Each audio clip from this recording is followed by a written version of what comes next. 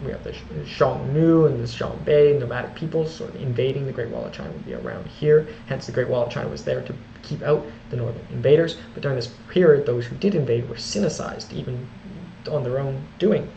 And below we have the large Liu Song, which would eventually be a change in control. So that is the northern and southern dynasties, and Liu Yilong. Now we will discuss the leaders more in a comparison. So Chandragupta II and Song Wendi, or Wen, of the Gupta Empire and the Liu Song empires, respectively. So Chandragupta II of the Gupta Empire and Emperor Wen of the Liu Song dynasty were both significant rulers in their respective regions during the same general time frame. While they ruled over different cultures and societies, Chandragupta II in India and Emperor Wen in China, there are still some interesting points of comparison. We can learn about sort of how they're unique through how they're different. So, although they never, as far as I know, never met. It's nice that sort of the way this series is formed is that they're done in pairs chronologically. So, despite them being quite different areas, it's nice that they're in similar time frames. So time period, Chandragupta II of the Gupta Empire ruled during the 4th and 5th century CE in India. Emperor Wen of the Liu Song dynasty ruled in the 5th century CE in China, so they overlapped in the 5th century CE. However, Chandragupta II would be a little bit older. As for their military achievements, Chandragupta II is known for his military success. Supposedly the Guptas total conquered 21 tribes. Not all can be attributed to Chandragupta II, but many can, particularly against the Shakas and other neighboring states. His military campaigns expanded the Gupta Empire's territory and influence, not to mention the marriage of his daughter to the neighboring power, which through diplomacy gave them even more power over a larger region. As for Emperor Wen, too was a capable military leader. He played a crucial role in the power struggles that followed the fall of the Eastern Qin dynasty and successfully consolidated power in southern China. So both of them were able to consolidate, but sort of Chandragupta was sort of the zenith of the Gupta Empire, whereas Wen was earlier in the founding of the Liu Song Empire. So could Chandragupta II have done what Wen did? It's impossible to say, but it's important to think, could Wen have done what Chandragupta II did? Some important questions to consider. As for their cultural patronage, both rulers were patrons of the art and culture in their respective regions. Chandragupta II's reign is often referred to as the Golden Age of India, with significant contributions to literature and arts. The famous poet Kalidasa lived during his rule, perhaps even under his patronage in his court. Emperor Wen supported cultural activities, and his reign saw the flourishing of arts, literature, and Buddhism in southern China. So both of them promoted Buddhism. I think it's maybe to what degree is impossible to estimate, because Chandragupta II was likely believed in Hinduism, but nonetheless he was open to Buddhism and Jainism as well, whereas Wen was likely a Buddhist himself. Was Wen as religiously tolerant as Chandragupta II? It's hard to say, but Chandragupta II is explicitly religiously tolerant, whereas the same cannot necessarily be said. As for their administrative reforms, Chandragupta II implemented administrative reforms to ensure stability and governance in the Gupta Empire. Emperor Wen of Liu Song dynasty also implemented administrative reforms focused on land distribution, taxation, and governance to strengthen the newly established dynasty. So we could say maybe Wen's government was a bit more centralized, but maybe it's because there was so many changes of power that sort of he had to centralize, whereas Chandragupta sort of had this monarchy relatively well established. He was considered by some the third emperor, maybe the fourth, fifth. So, but nonetheless, his reign was a bit more stabilized, but I would say that it wasn't. The administrative reforms were not as extensive as under Wen, such as the redistribution of land and taxation, the centralization policy specifically. And as we can see, maybe even analogous today, that China is a more centralized state than India today. As for religious policies, Chandragupta II's religious policies are not well documented. However, he was religiously tolerant, but he is considered to have been tolerant of various religions and traditions in the Gupta Empire. So it happened. Ultimately, the Gupta Empire conquered over 21, or up to 21 tribes. They had to sort of make some concessions. They could not, unlike in China where there was Sinicization, where they were made to be more like Hans and sort of get rid of the nomadic and sort of cultures. The same could not necessarily have been accomplished in India. And even as we see today that sort of China, although it does have a diversity of cultures, it is a bit more consolidated than India today, where there are way more languages and dialects. But there still are different dialects and different languages within China, but broadly under sort of there's more consolidation in China even today, and I think it would be analogous to say the same were true during Chandragupta II and Wen's time. As for their legacy and succession, so Chandragupta II's reign marked the peak of the Gupta's empire and power and influence, contributing to the golden age of India. But as he was the peak, that means that which followed him necessarily did not succeed as well, so maybe his succession planning could have been done better. And maybe he was just lucky when he came into power. Whereas for Emperor Wen's reign laid the foundation for the Liu Song dynasty, so subsequent rulers, however, faced internal conflicts and external threats. But I don't know if we could say we could say maybe Wen was also at the zenith too, but he was, and they were both relatively early in both of their dynasties' histories, so maybe they are pretty similar in that sense. And from the sense I get, following both rulers, things did seem to decline. So maybe they did have similar sort of dominate similar periods of their respective regions, likely the zenith of both respective regions, but more explicitly so for Chandragupta II. So thus, while there are similarities in their roles as military leaders, patrons of culture, implementers of administrative reforms, it's important to note that the differences in the historical and cultural context of India and China during their respective reigns. So maybe if Wen and Chandragupta were to switch places, maybe they would have been less successful, or maybe even more successful. Both rulers therefore left lasting impacts on the culture and historical developments of their both very significant regions, even till this day, the two largest countries in the world. So like the thought experiment is to what extent has India and China been shaped by Chandragupta II and Wen respectively, or more broadly from the Gupta Empire and the northern and southern dynasties of China. So that is the Gupta Empire and Chandragupta II and the northern and southern dynasties period and Wen of this episode of Ages of Empires. My name is Kalen Ashcroft. This is Cashcroft TV. Thank you very much for your support, and I'd be very grateful if you continue to provide it. Thank you so much.